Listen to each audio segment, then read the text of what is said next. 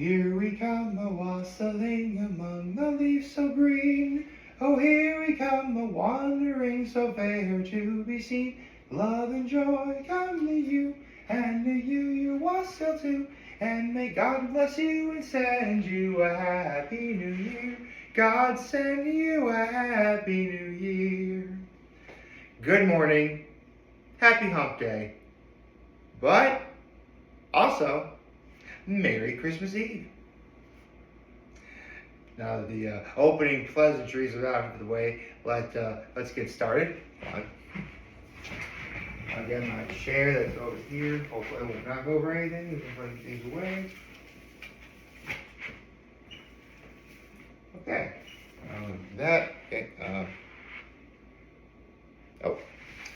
The ottoman, which is right here. All right. So, as my rather unambiguous introduction will tell you, it's Christmas Eve. And I actually have a couple of very important things to discuss. So much so that I don't really know where to get to first. I mean, obviously I know to start with my low Muhammad act of kindness, but I'm talking about after that. Speaking of which, you know what? I guess I would say that my low is my back is a little bit stiff, but compared to when my back hurt earlier this year, back in February and September, this actually isn't nearly as bad. At least I don't think so. It also helps that I've really been active about doing my stretches, when I first wake up in the morning and, before I go to bed. Let's see. My high is, the two things I really want to get into today. And my act of kindness.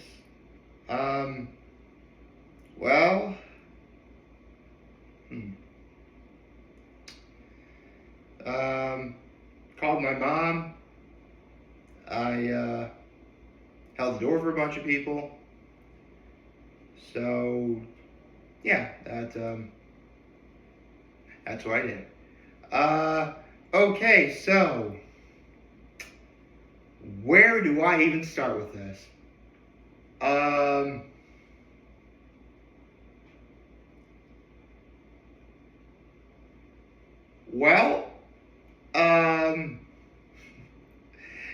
It's actually funny. The last time I talked about something like this, I mean, listen, I admit my YouTube channel really doesn't get that many views. But when I talked about Dave Chappelle's last stand-up special, The Dreamer, it blew up in views. And by blew up, I mean 300 plus views or whatever. Which, yeah, it's a lot for my channel, but it's nothing in the grand scheme of things. But you know what? I don't care because I talked about Dave Chappelle. And I get to talk about him again now because he has another stand-up special on Netflix that just recently aired. I mean, listen, I love, again, like I say with any and all stand-up comedians, whenever I make a video like this, all comedy is subjective. You're either gonna like it or you're not. With that said, I have yet to find anyone who dislikes Dave Chappelle. Not only for his comedy, but just for an overall being a good person. Because he is. I said this when I talked about The Dreamer a while back. If you wanted to walk up to me and tell me that Dave Chappelle is the GOAT, I would not argue with you. If anything, I'd probably join you because, yeah, man, he's Dave Chappelle. Actually, before I continue on, I should probably get into my history with Dave Chappelle, and how I got to know him. or for what he does. I mean, honestly, I didn't really know much about any of his movies until I saw him on Inside the Actor Studio back when James Lipton hosted it. Um, Obviously, I knew he had to be some kind of comedian because he had his show on Comedy Central. And speaking of a show, that's actually how I learned who he was, from the Chappelle show. And man, let me tell you, I mean, there have been a fair share of hilarious comedy sketch shows in the past. I mean, personally, here's the thing. I'm sure the Kroll show is funny. I'm sure, what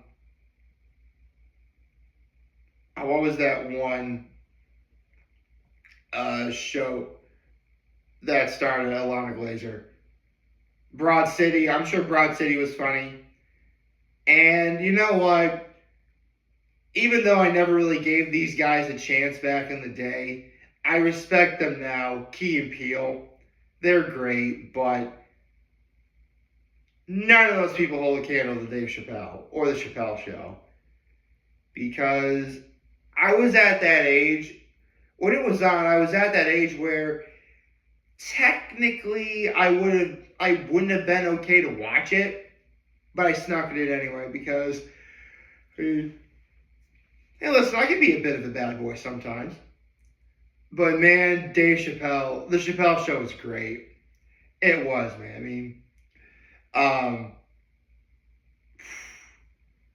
what, like the World Series of Dice,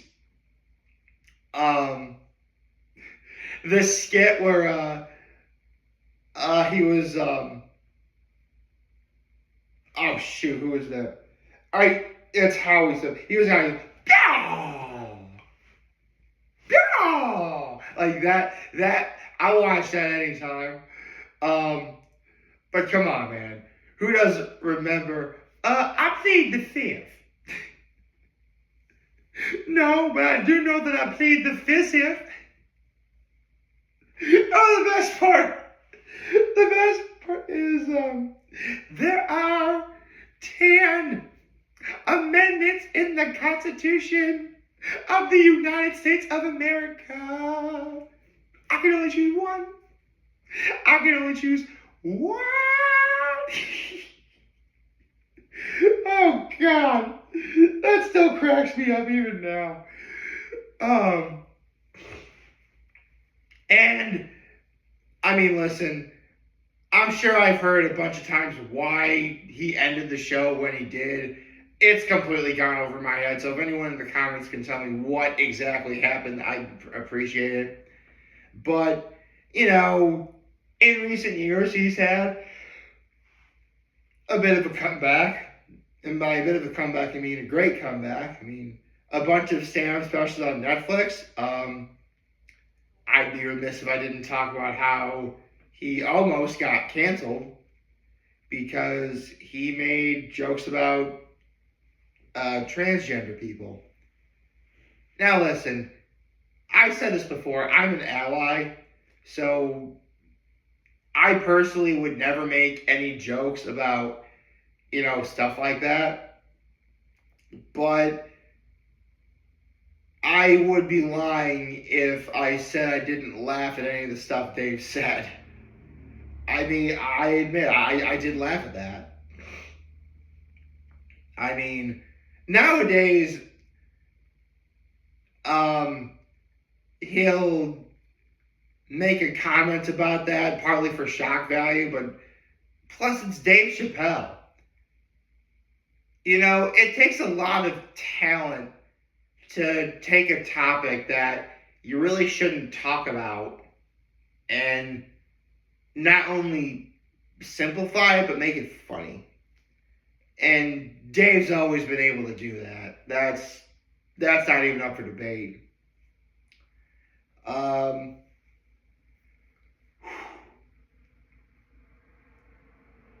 So I gotta talk about, unfortunately, here's the thing about this special. I loved it. It's great, and I highly recommend you give it a watch.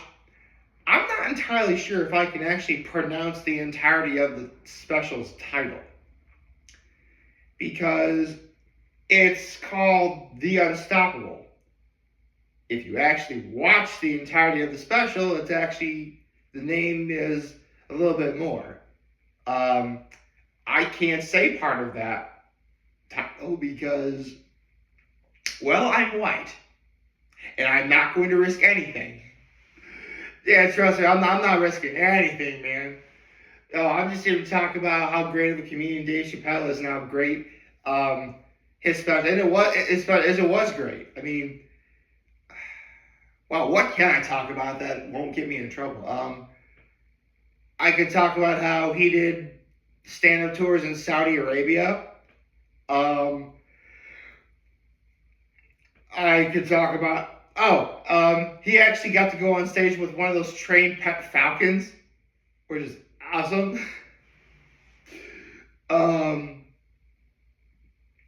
And I mean, listen, he said that his closer was going to be really long, and it was. It's one of the greatest closers I've ever seen. Like, ever.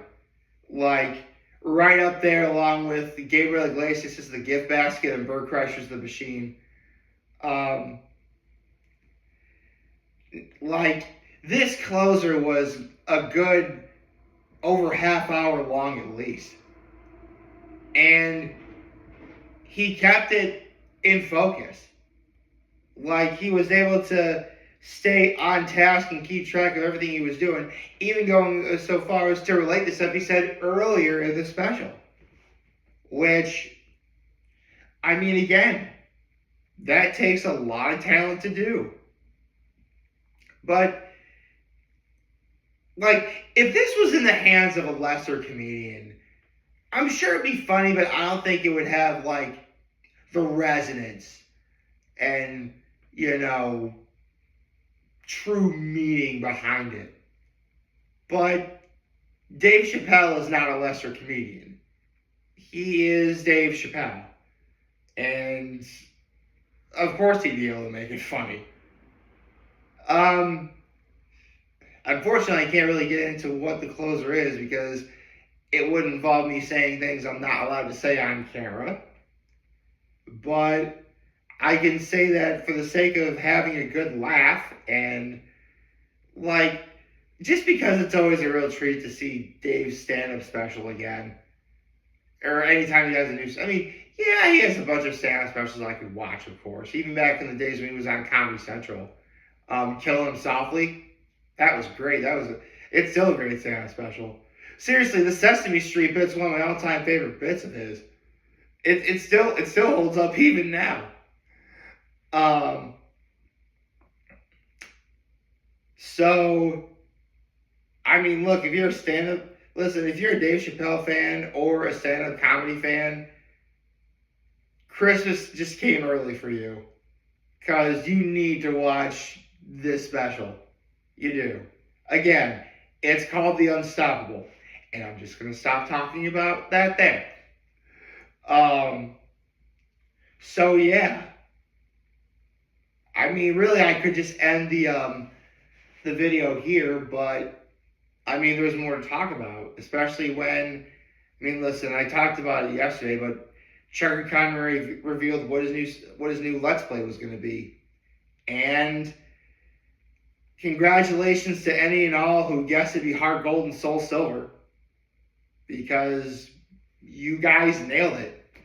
I mean, when I did my video yesterday, I came to the conclusion that unless it's something completely obscure, I really couldn't think of what else it could be if not Heart Gold.